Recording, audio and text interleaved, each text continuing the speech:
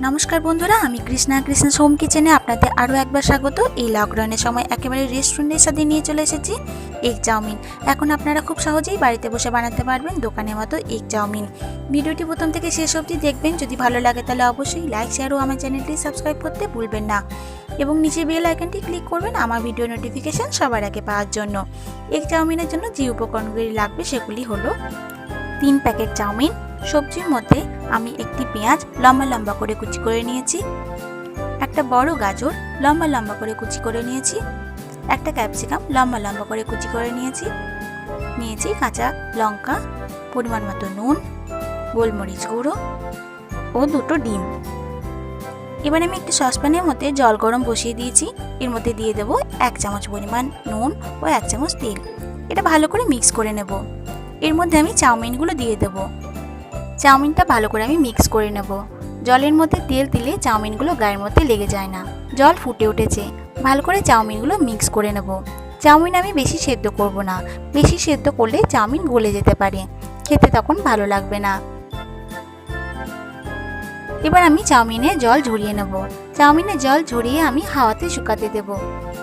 এবার আমি কড়াইয়ে তেল গরম করে নিয়েছি। এর মধ্যে 2টো ডিম আমি ভুজিয়া করে নেব।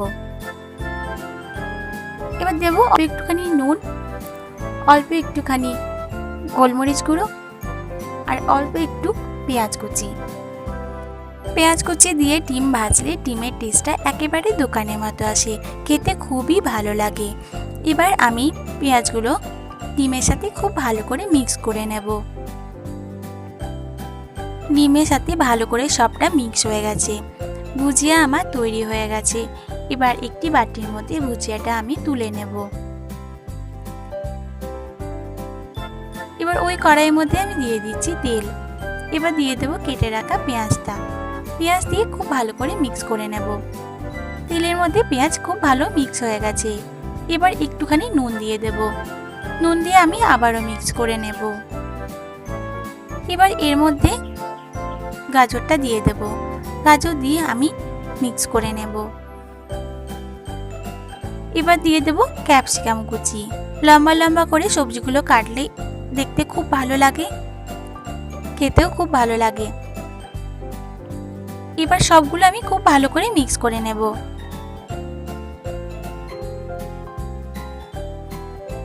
খুব ভালো করে সব মিক্স হয়ে গেছে। এবার এর মধ্যে কাঁচা লঙ্কা কুচিগুলো আমি দিয়ে দেব। আপনারা কাঁচা লঙ্কা কুচি ব্যবহার নাও করতে পারেন। কাঁচা লঙ্কা দিয়ে সব ভাজা হয়ে গেছে। এবার আমি দিয়ে দেব চাউমিনগুলো। দেখুন কি সুন্দর ঝরঝরে হয়েছে চাউমিনটা।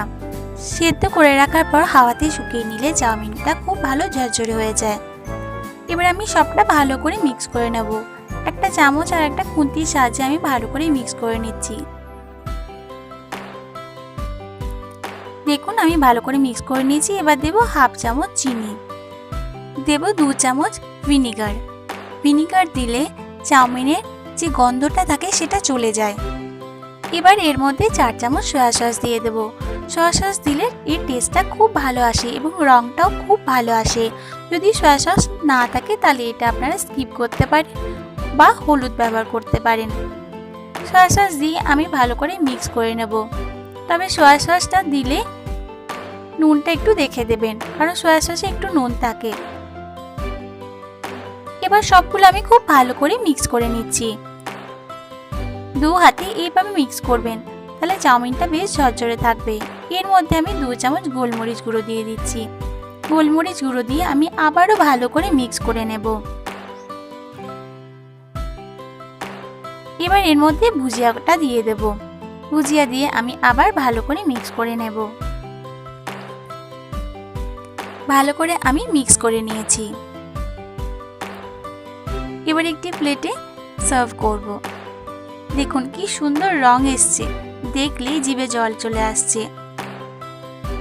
আমি এখানে আমার বাড়িতে বানানো টমেটো সস দিয়ে পরিবেশন করছি। আপনারা বাজারে ব্যবহার করতে পারেন। তৈরি হয়ে গেছে রেস্টুরেন্ট স্টাইলে দারুণ স্বাদের এই এগ চাউমিন। আপনারা আজই রেসিপিটি বাড়িতে ট্রাই করুন এবং আমাকে জানান যে কেমন লাগলো। যদি ভালো লাগে তাহলে অবশ্যই লাইক, কমেন্ট এবং শেয়ার করবেন এবং আমার চ্যানেলটি সাবস্ক্রাইব করতে ভুলবেন না। ধন্যবাদ।